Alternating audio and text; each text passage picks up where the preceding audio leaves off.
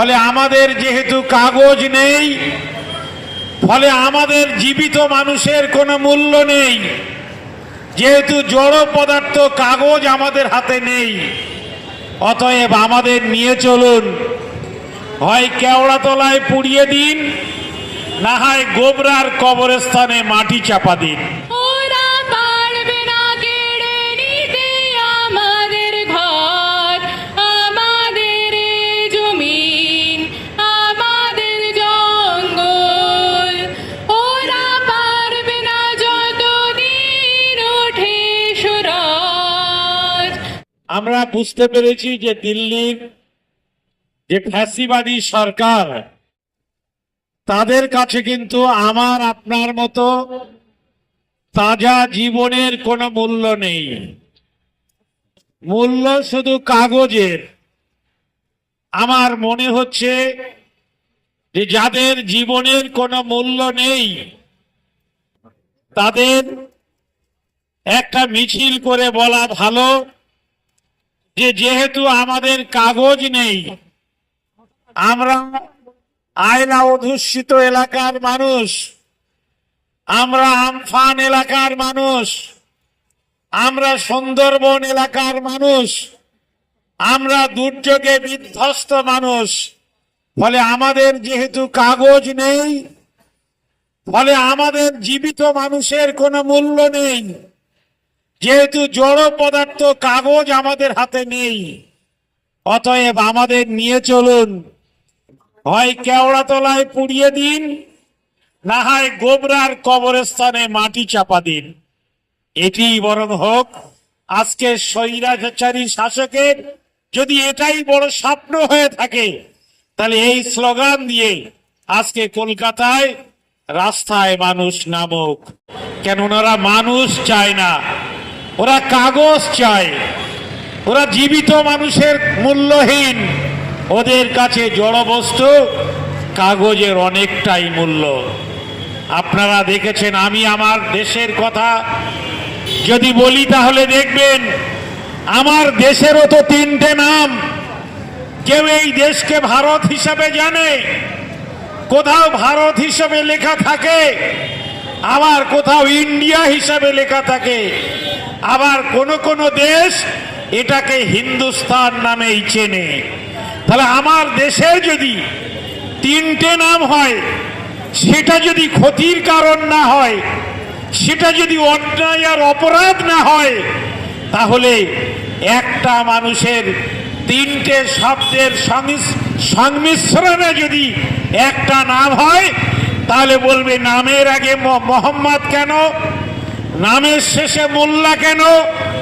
এই যদি শাসকের একটা স্বৈরাচারী সংকীর্ণ মানসিকতার রূপ হয়ে থাকে, আর সেটা যদি ধর্মের পুরিয়া করে দেশের সংখ্যাগরিষ্ঠ মানুষকে খাইয়ে দেওয়া যায়, আর সেটা খাওয়ার পরে আফিমের মতো করে মানুষ যদি ধর্মকেই অবলম্বন করে, তারা যদি নেশাগ্রস্ত হয়ে বলে যে 100 টাকার পেট্রোল 500 টাকায় কিনবো, তবুও স্বৈরাচারী শাসকের এখানে শাসন কায়েম করব, তাহলে জেনে রাখবেন শুধু মুসলমানদের জব্দ করতে চাইলে হবে না, শুধু দলিত আর আদিবাসীকে জব্দ করতে চাইলেই জব্দ হবে না। ওরা কিন্তু হাড় ভাঙা মেহনত করে আজকে এই সমাজকে গড়েছে। ওরা জঙ্গল কেটে জমি তৈরি করে সেই জমিকে আবাদযোগ্য করেছে। ওরাই কিন্তু লড়াই করে ব্রিটিশ সাম্রাজ্যবাদকে বিতাড়িত করেছে।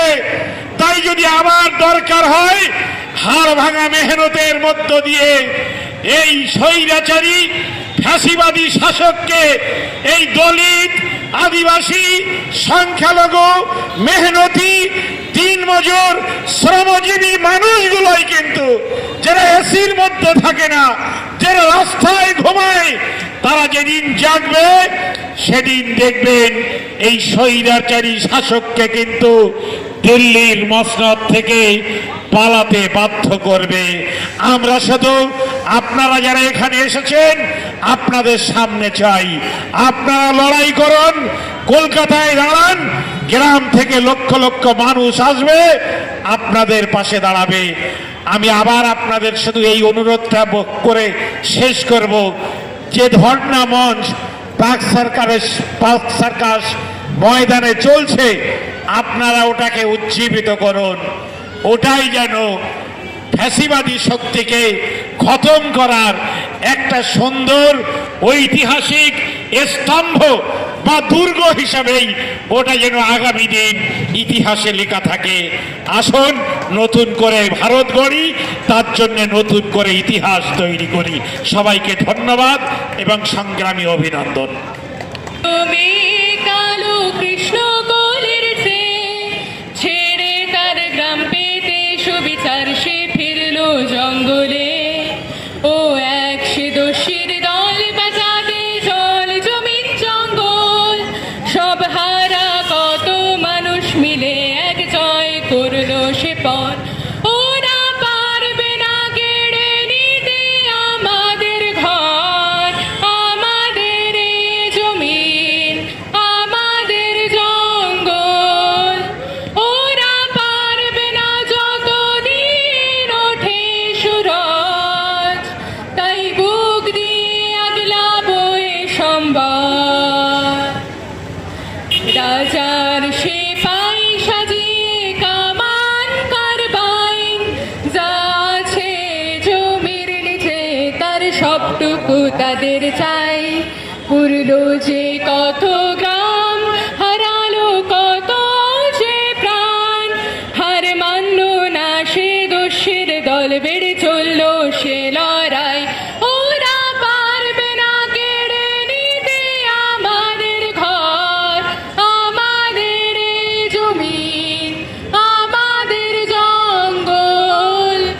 ওরা পারবে না যতদিন ওঠে সুরজ, তাই বুক দিয়ে আগলাবো এ সম্বল। আকাশের যা আছে এ জঙ্গলের পথে, কত ছোট হাত 16 বছর তুলে নিয়েছে রাইফেল, তাদের সরল দু চোখে